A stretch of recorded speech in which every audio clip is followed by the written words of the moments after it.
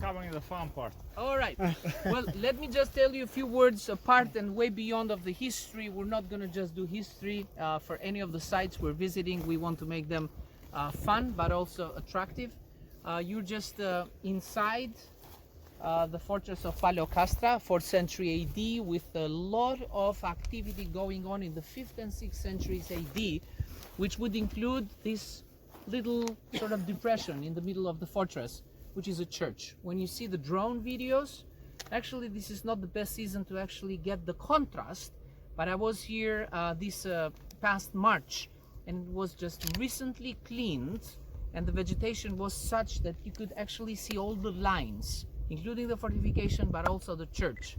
And the Paleo-Christian church, also inscription came out from the latest excavations, Albanian Italian excavations in the area, and the work is in progress. The work is in progress, which means another edition like Antigonea, in my opinion, and I hope that would be yours as well, a lot of potential to actually make it a little bit more known to visitors. Now, just a fact, our driver had never been here.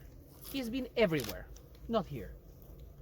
You can just now say such a short distance from the road, the car brings you inside the fortress, practically. Not his fault. He knows everything, places we've never thought they exist. He's been there. This existed, but I never. Exactly. I never He came. knows, but he's never been. So let's start from us. How to make those places more attractive? Well, somebody would say, let's pave the roads. I would not be always so pro with the paving, because paving brings... I tell them there is a nice pool of water there. Exactly. We can take a dive. That's why they come. Yeah. Exactly. So they'll come. So let's find ways. The reason we went through the village is a twofold reason. One, and Jimmy agrees. One, because we need to connect those places to the modern settlements, and they are connected, but we need to make and find ways how to connect them better. Second is because we, by mistake, forgot where to turn because there are no signs.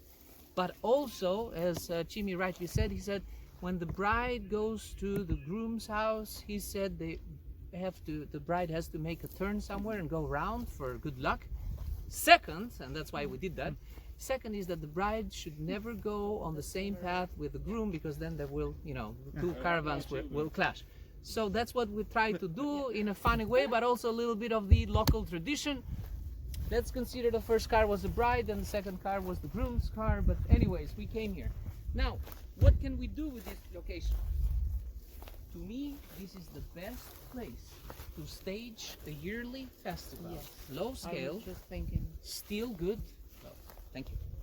I mean, really, a place where people can gather and learn and have fun. All ages, including children, all ages. This is, should be the festival which goes by the title, all ages are welcome. Trust me, it would be like an open invitation to everyone, regardless of age, saying, what do they mean by all ages? So I can go, right? And it's the internal quest that every human being has. I'm gonna go and try. And there will be soft drinks for all ages, and there will be... Raki. Raki. You say it! It sounds so good when you say it. Raki. Raki. There you go. For the children. There's a No, for the adults. So I said soft drinks and raki for the adults. But they are always children, so. Yeah, but they can play in their corner, dressed as locals. They can do find some pottery, do the archaeology, hands-on, finding little bits of fragments on the ground, learning about the past, learning about how food was cooked at the time, what games children played, while the adults can learn a little bit more about the history of the area, why military post was put out here, what was the social and economic composition of the area, what was this province about at the time, and so on and so forth. So let's find ways, and we should always find ways how to make those places more attractive. The walls themselves would never attract anyone, and the walls are crumbling, and we know that all walls will crumble one day. So the quest to preserve them and present them goes way beyond the material they're built with. I hope you agree with my conclusion in this case. I would suggest we just walk a little bit around the perimeter. I think it's a little bit, we need to take photos. Each of you needs to experience the site. And as we have our camera going around, we need to see people chit-chatting, experiencing the site, and we come back at this location. Maximum time at the site is 10 minutes. Start now. Go. Okay.